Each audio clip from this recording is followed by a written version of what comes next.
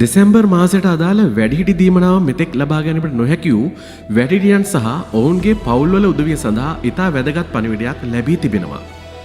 වැඩිහිටි පුද්ගලයන් සඳහා වන ජාතික මහලේකම් කාර්යාලයේ අධ්‍යක්ෂ චතුර මිහිඳුන් මහතා දැනුම් දී සිටින්නේ අද දින එනම් දෙසැම්බර් 31 වන දින දහවල් 12න් පසුව තැපැල් කාර්යාල හරහා වැඩිහිටි දීමනා නිකුත් කිරීම අවසන් කර ඇති බවයි.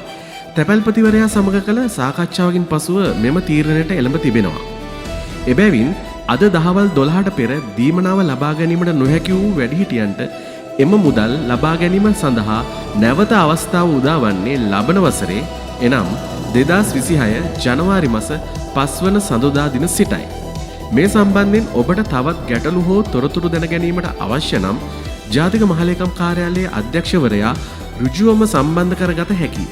ඒ සඳහා 071 85 79 369 යන දුරකථන අංකය විවෘතව පවතිනවා. ඉතින් මේ තොරතුර හැකිතරම් අන් අය අතර බෙදා හැරීමට කටයුතු කරන්න. ස්තුතියි.